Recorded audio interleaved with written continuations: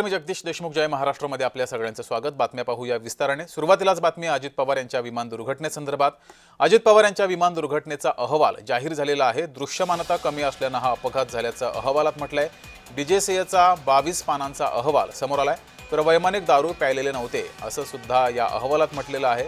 निष्कर्ष या अहवालातून समोर आले।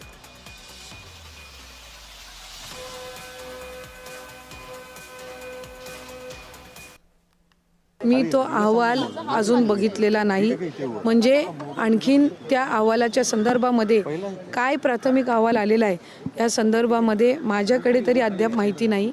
आपल्या माध्यमातून जे कळलेलं आहे त्यानुसार जर प्राथमिक अहवाल आलेला असेल तर त्या प्राथमिक अहवालाचा म्हणजे आम्ही निश्चितपणाने आम्ही सगळेच त्या संदर्भातली माहिती घेऊ।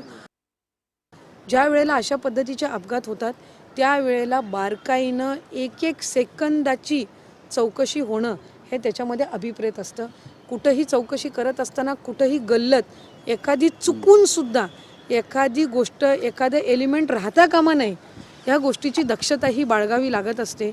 आणि त्या सगळ्या ह्याच्यामध्ये आमची साधारणपणे सगळ्यांच्या मांडण्याची पद्धत वेगवेगळी असू शकेल।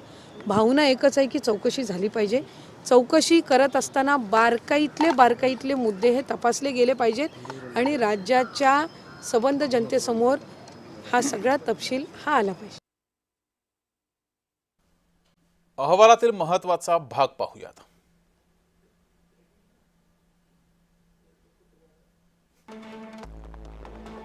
VFR श्रेणीतील धावपट्टीवर विमान उतरवण्यासाठी किमान 5000 दृश्यमानता आवश्यक असते। बारामतीच्या दिशेने जाताना विमानाच्या क्रूनं दृश्यमानता किती आहे असं विचारलं। त्यावर बारामती टॉवरनं दृश्यमानता 3000 मीटर आहे असं उत्तर दिलं। त्यानंतर पायलटनं विमानतळाला एक गिरटी मारायचं ठरवलं।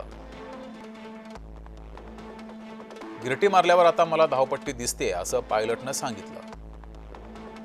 त्यावर बारामती टॉवरनं लँडिंगची परवानगी दिली। काही सेकंदातच टॉवर ऑपरेटरला कॉकपिट माईकवरून ओ ओ असे शब्द ऐकू आले। त्यानंतर काही सेकंदातच धावपट्टीच्या उजव्या बाजूला विमान कोसळलं। टेक ऑफच्या आधी दोन्ही पायलट्सची मध्य चाचणी ही नकारात्मक आली होती। VTSSK हे विमान शेवटचं सुरतला जाऊन आलं होतं। 27 जानेवारी रोजी पहाटे 2 वाजता हे विमान मुंबईला परतलं।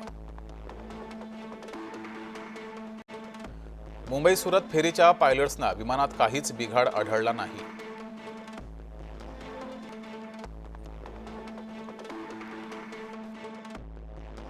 आज प्राथमिक अंदाज जो आहे तो डीजीसीएनं जाहीर केला। त्याच्यामध्ये विजिबिलिटी म्हणजे दृश्यमानता कमी होती अशा पद्धतीचा अहवाल आहे आणि ती 3-3.5 होती अशा पद्धतीच्या अहवालामध्ये नमूद केलं गेलंय असं ऐकिवात आहे।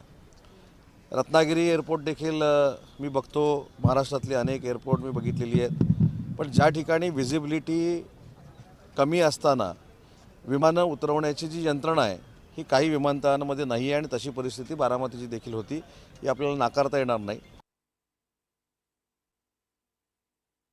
प्रथमदर्शनी जे दृश्यामध्ये दिसत होतं कदाचित तांत्रिक बिघाड असावा की पायलटचा कंट्रोल सुटला ह्या सगळ्या शंका ज्या उपस्थित होत होत्या तर त्या अनुषंगाने मला वाटतं विजिबिलिटी नसणं आणि तरी सुद्धा तिथे लँडिंगचा प्रयत्न करणं आणि त्याच्यामध्ये कदाचित कंट्रोल सुटलेला असावा असं देखील जे काही त्यांचं म्हणणं त्याच्यामधनं आलेलं आहे। मला वाटतं या सगळ्या गोष्टींचा मला वाटतं परंतु हा प्राथमिक अहवाल आहे।